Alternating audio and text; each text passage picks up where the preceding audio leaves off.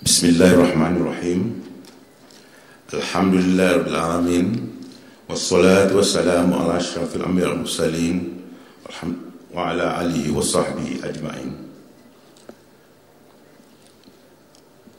Distinguished speakers, distinguished guests, participants, ladies and gentlemen, Assalamualaikum warahmatullahi ta'ala wabarakatuh. Salam sejahtera dan good afternoon. I am very much honored to be standing right in front of you here today, and praise be to Allah subhanahu wa ta'ala for having given us His grace to sit down in this Palace of Golden Horses Hall to talk on an issue which has been very close to our hearts in the Muslim Consumer Association of Malaysia.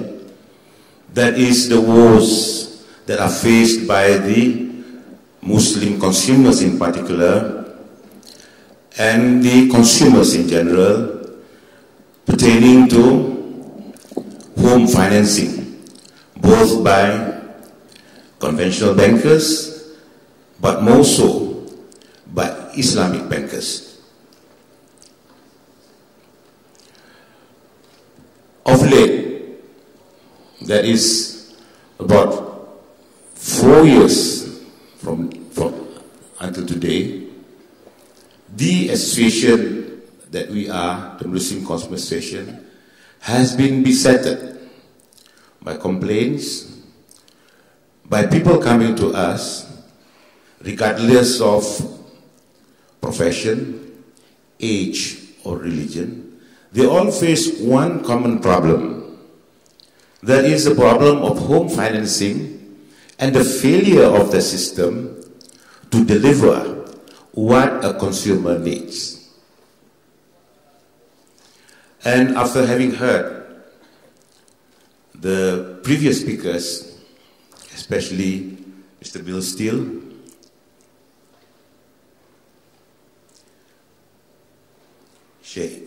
Tuan Sheikh Imran, and of late just now Imam Feroz Ali, we can see that, we feel that, and we know that the crux of the problem here lies in the financial and monetary system that is being practiced. In a riba-based economy, there is no way in which a consumer can have a just and transparent and equitable arrangement with their finances. Be it even now, as of now, as what Imam Sheikh Imran said earlier, most of our Islamic scholarships fail to understand or has failed to implement a system which is really Islamic, both in nature and spirit. What is lacking here is the spirit of most agreements between the bankers and the consumers does not really encompass the spirit of Islam in the transaction.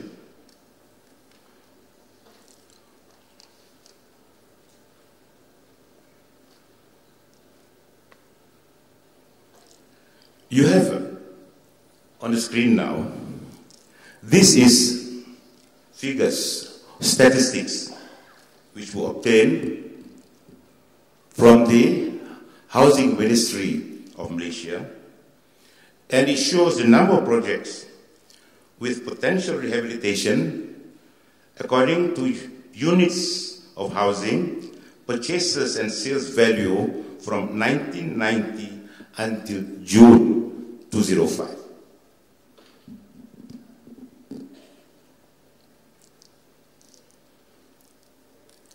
From here, we can see that the number of purchases which are involved amounts to 36,815 consumers, with an estimated value of 5,058.54 ringgit Malaysia. This shows houses with potential for rehabilitation, which are at this point of time still due for rehabilitation. And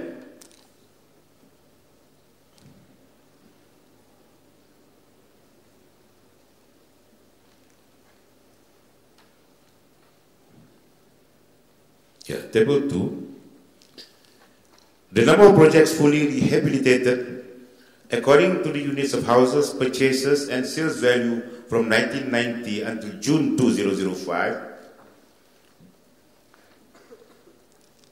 year as at 31st December, number of houses fully rehabilitated with CFs and temporary CFs is 86 as June 2005, with a sales value of 1,422,000,000. These are the number of projects which has been managed to be rehabilitated by the authorities or sometimes by the developers themselves.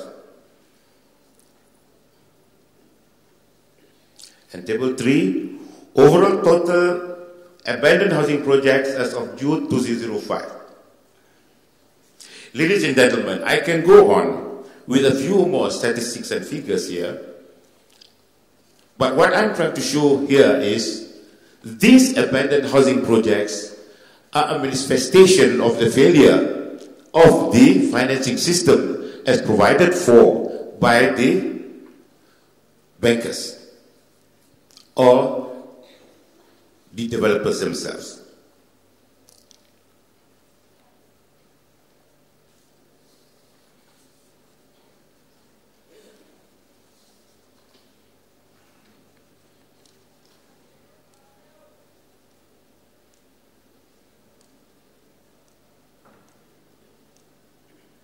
I shall now go to the causes of the abandoned housing projects. One of the most and one of the largest number of reasons for failure is, number one, the financial problems faced by the developers themselves. Number two, loose approval of the applications for housing developer licenses by the Ministry of Housing and Local Government. Number three, illegal squatters present in the developing area.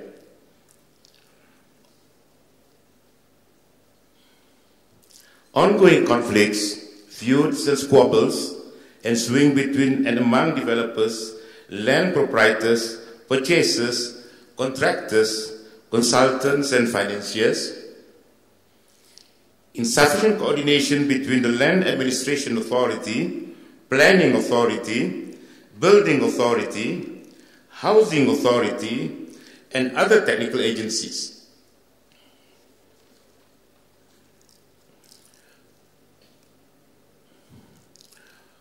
One of the causes also that we have identified is fraudulent practices of the housing developers themselves.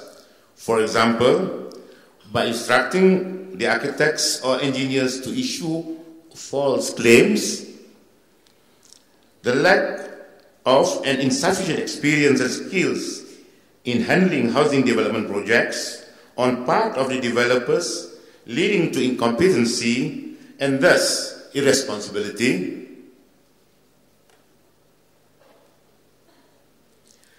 The developers' blatant disregard of the laws throughout the course of development of the housing projects, weaknesses in enforcement of the government law on the part of the Land Administration Authority, Planning Authority, Building Authority, and the Housing Authority over the development of the housing projects.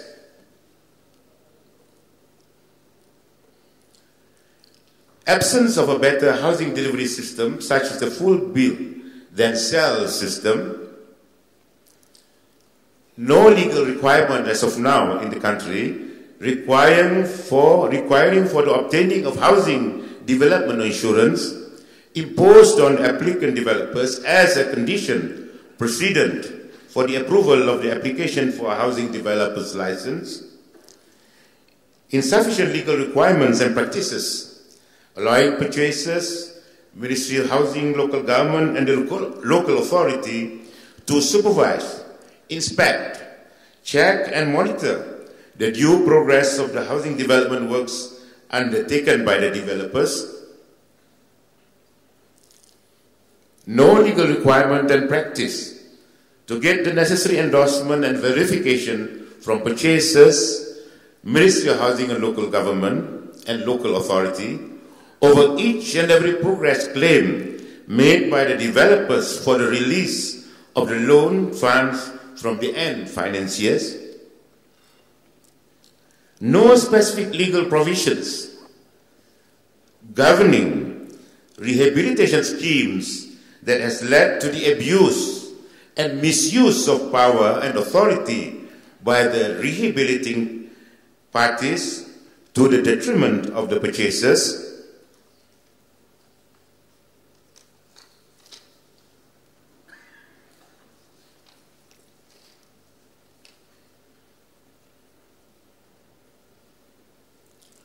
Economic slowdown and recession faced by the nation, resulting in strict banking control over loans approvals, regularization of the loans repayment, and this also has affected the housing industry and the related sectors.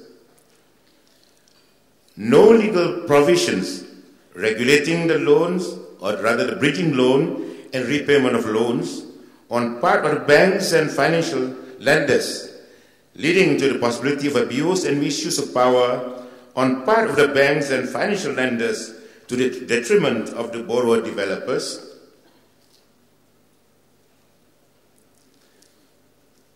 Excessive immunity enjoyed by the state authorities and the local authorities against any legal action by aggrieved parties, even though they are negligent and in breach of the duty of care in the implementation of the provisions contained in the Street Drainage and Building Act of 1974, that SDBA, and the Uniform Building Bylaws of 1984, pursuant to Section 95 in bracket 2 of the SBDA. Insufficient professional staff, insufficient legal and technical training and knowledge, insufficient office facilities, inefficient administrative of logistics, and inadequate coordination on part of the housing authority, land administration authority, local planning authority, appropriate authority, and technical agency in Peninsular Malaysia, which have indirectly, by and large, contributed to the problems of abandoned housing projects. There is also this problem of insufficient terms in the bridging loan agreement between the developer and the bridging financier to protect the rights and interests of the affected stakeholders in development of housing projects, particularly by the purchasers in abandoned housing projects. There is also insufficient provisions in the Housing Development, Control and Licensing Act of 1966 to protect the rights and interests of purchasers if the housing projects are subsequently abandoned. There are also insufficient terms and conditions in the housing loan agreement, which includes the Islamic banking home financing schemes like Bay Thaman Al-Ajil, BBA, Istisna, Ijarah Sama Al-Bay, and Musyarakah Al-Mutana Kisah,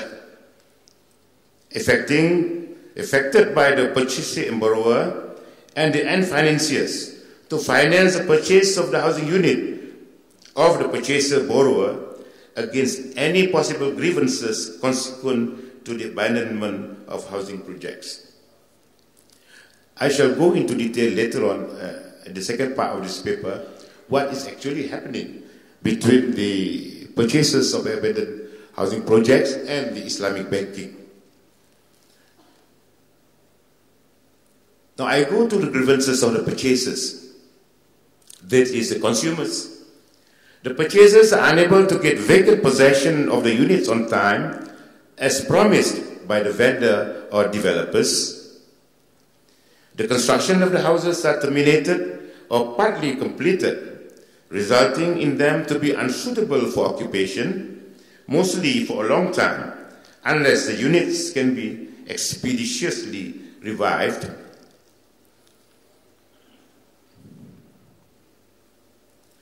In the course of the abandonment of the project, purchasers still have to bear all and keep up the monthly installments of the housing loans, repayable to their respective end financiers, failing which the purchased lots being the security for the housing loan would be sold off, and with the possibility of the borrower purchasers be made bankrupts by their lender banks. Further, as purported, purchase unit has been abandoned and cannot be occupied, purchasers have to rent other premises, thus adding up to their monthly expenses. There is also this inability of the purchasers to revoke the sales and purchase agreements and claim for the return of all the purchase monies paid to the developers, as the developer might have scooted away, run away, or no monetary provisions at all to meet the claims. And many problems and difficulties happen in the attempts to rehabilitate the abandoned housing units. The problems are because of the projects may have been too long overdue, without any prospect of revival, and to rehabilitate them, needing additional costs and expenditure on part of the purchasers.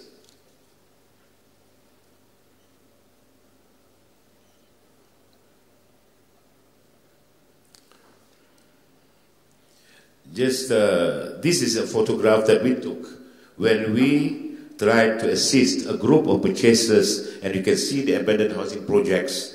And this is one case where we have managed, to a certain extent, got their grievances heard by the authorities, and some response is forthcoming.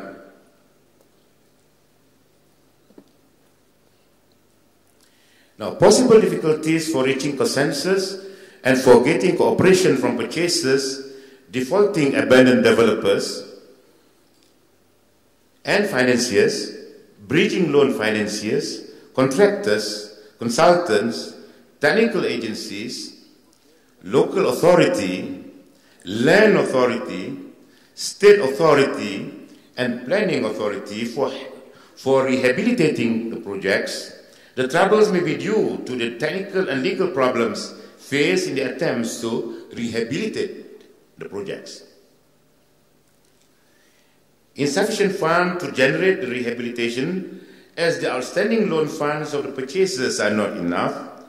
Purchasers refuse to part with their own money, no financial assistance from any agencies, and the fact that the rehabilitating parties would incur losses if they were to proceed with the purported rehabilitation.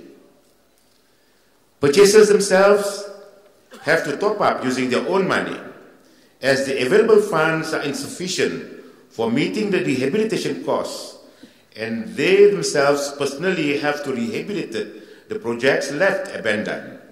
Thus, they have to face all kinds of music in consequence of the abandonment and initiating efforts to rehabilitate.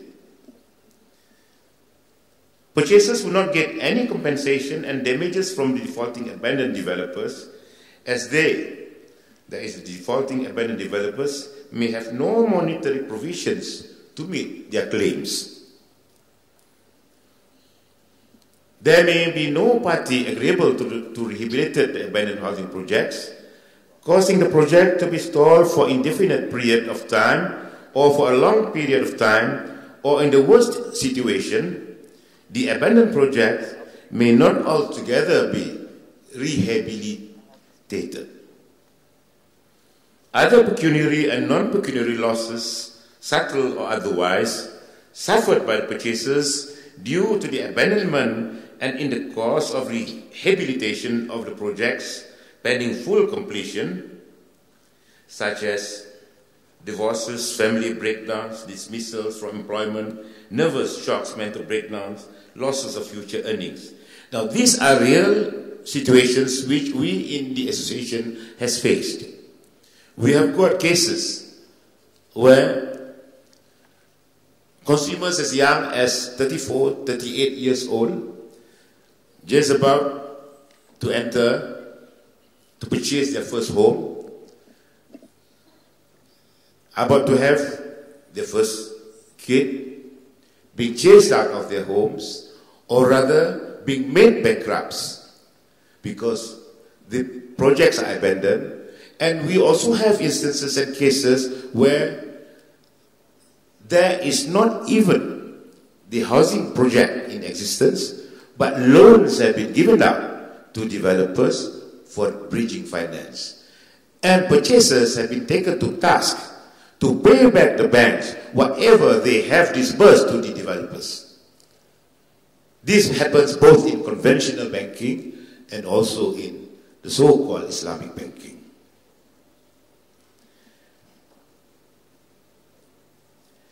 Grievances also due to the abandonment and the ensuing complications occurring thereafter. The ordinary machinery enforcement of the insolvency, housing, planning, building and development laws become defunct, frustrated and jammed at the expense of the public purchasers. This also includes the inability of the public purchasers to take legal actions against a defaulting developer because the actions might not be beneficial nor feasible. Imagine someone in the Malaysian local scene, a young graduate who draws a salary of 1,500 to 2,000 ringgit, whose house has not been delivered to him. He has to take up legal counsel, and most of the legal counselors in the country, they are either in the panel of the banks, or they are the ones who are being paid by the banks to look after their interest, and consumers are left with no legal recourse sometimes, because most of the legal fraternity are either in the panel of the bankers or they are the ones being employed by banks. So this is another problem which has been besetting the local consumers when it comes to housing loans.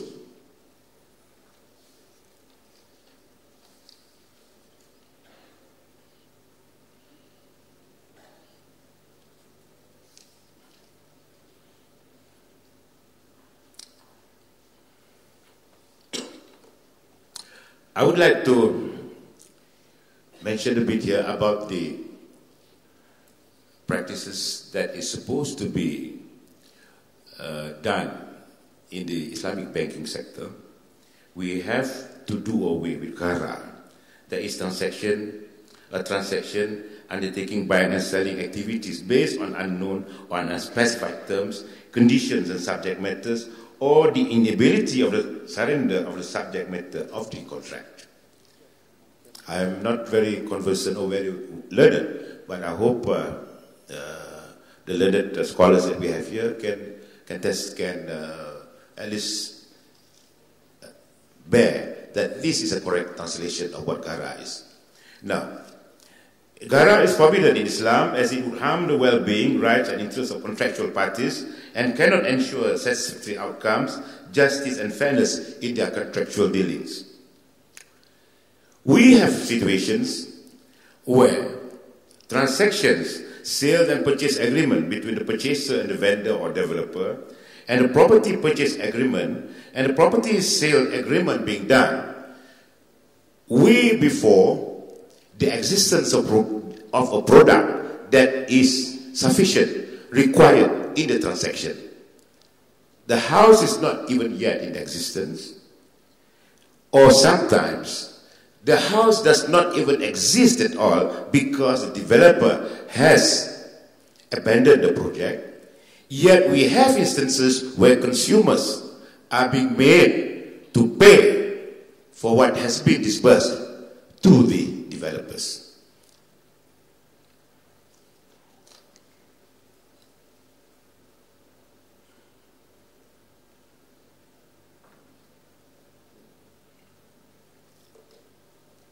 Now this next continuation of the paper is in Malay, but I will explain it in English.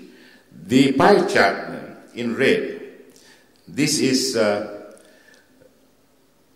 cases based on the banking type.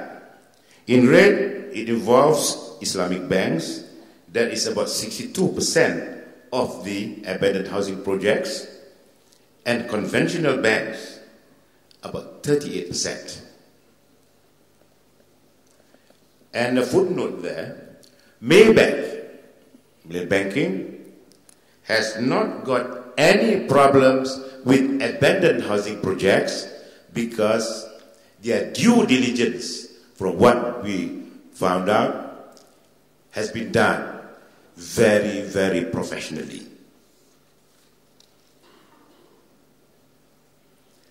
Now these are the local banks which are involved by number of cases and by percentage over total. Leading is Bank Rakyat, a total of 129 cases, which constitutes for about 27% of the abandoned housing projects. CIMB Bank, 108, about 22% over total. Bank Muamalat, 79%. Bank Islam Malaysia Berhad, 58%. Public Bank, 30%. Public Islamic Bank, 17%. M-Bank Berhad, 17 cases. Bank Simpanan Nasional, 9 cases. HLB Ion, 8 cases. Hong Leong Islamic, 7 cases. RHB Islamic Bank Berhad, 6 cases. RHB Bank Berhad, 5 cases. Islamic Bank, 4 cases. I got 5 more minutes. Inshallah, I try to rush through.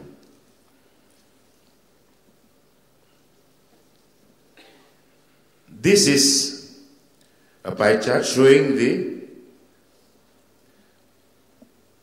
the victims according to by race. Bumputra constitutes the highest.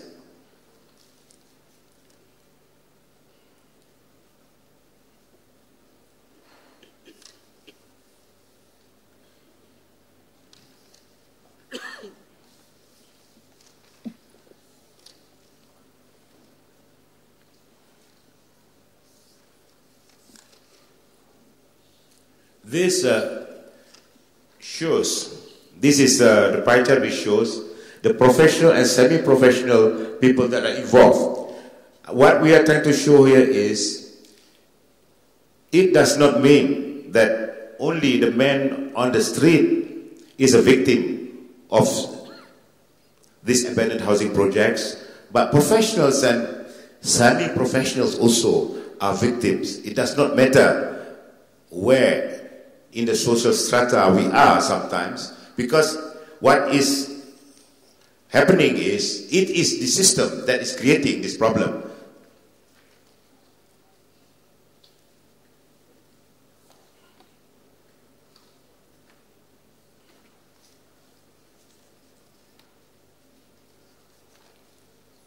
This is the Islamic Banking Act, 1983. I think the Islamic Banking Act was set up when we had the setup of the Islamic banking system. And in this, what I want to highlight here is, there is a setting up of a panel Sharia. That is item number 2, peruntukan Akta Bank Islam, section 5, section 3, 5 B. Panel Syariah bertanggungjawab untuk menasihati perjalanan operasi sesebuah bank ataupun isu berkaitan teknikal dan memastikan semasa pelaksanaan tidak bercanggah dengan hukum syariah. What happens in Malaysia is, when we set up the Bank Islam Act, Bank Negara also required the setting up of a panel of Sharia which is responsible to oversee the implementation of the Islamic banking system and to ensure that it complies with Islamic Sharia both in form and in spirit.